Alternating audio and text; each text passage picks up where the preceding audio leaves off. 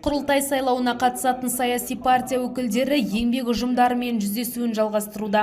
Әділет партиясының мүшелері бұл жолы Қазмұнайгаз компаниясында және 9-шы спорт мектеп гимназиясында болды. Кездесуде партиялықтар ақпараттық материалдарын таратып, сайлауалды бағдарламаның негізгі бағыттарын түсіндірді. Еліміздің алдағы даму жоспары, әлеуметтік экономикалық бастамалар мен халықтың әл-ауқатын арттыруға арналған ұсыныстарын таныстырды.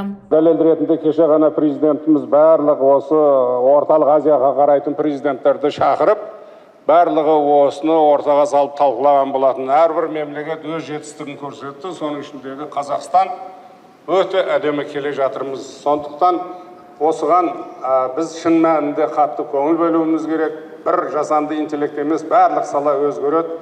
Экономика деген ең басты біздің құндылығымыз, ол дамиды. Қаржы көбейген сайын халықтың әл-ауқаты мықты болады. Ол үшін біз еңбек етуіміз керек. Осы жолда біз өз таңдауымызды жасауымыз керек. Сондықтан партия Әділет өзіне көп міндеттеме алып отыр. Қолдарыңызға берген қағазда қарап отырсаңыздар, өте жақсы бағдарлама беріп отыр. Бұл кезең-кезеңмен соңғы 5 жылдың ішінде сондай бір үлкен қадаммен іске асады деп отыр. Сондықтан бұған мән берейік. Партия бағдарламасында 1 миллион жаңа жұмыс орнын ашу, ауыл тұрғындарының табысын көтеру, халықтың орташа өмір сүру ұзақтығын 77 жасқа дейін жеткізу және елдің экономикалық қауіпсіздігін күшейту секілді басым бағыттар бар. Құрылтай депутаттығына үміткерлер жасанды интеллект саласын дамытуға да ерекше көңіл бөлінетінін жеткізді. Бұл бастамалар кезең-кезеңмен жүзеге асырылады. Алдағы оқу жылынан бастап жасанды интеллектке қатысты бағдарлама оқу процесіне енгізілмек. Жасанды интеллекттің оң жағы да, теріс жағы да бар. Теріс жақтарын мемлекет қорғау жағынан біз атсалысатын боламыз. Оң жағын біздің ұрпақтар үйреніп, ертеңгі күні өндірісте пайдаланып, жалпы мемлекет басқаруда пайдалану жағынан біз жағдай жасау керекпіз. Жасанды интеллект ол от сияқты. Дұрыс жаққа бағыттасаң, ол саған береке алып келеді, көптеген өндірісіңді өндіреді.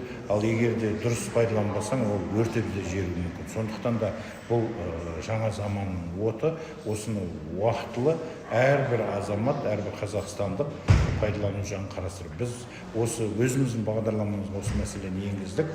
Осы 5 жылда біз 5 миллионнан астам азаматты негіздерін үйретуге тырысамыз. Ол мектепте, ол жоғары оқу орындарында және кейбір кәсіпорындарда осы жұмысты жүргізетін боламыз. Жиналғандар сайлау барысына қатысты сауалдарын қойып, еркін пікір алмасты. Қарлығаш Байгөбек, Руслан Насиров, Олжас Құдайбергенов, Әділет телеарнасының жаңалықтар қызметі.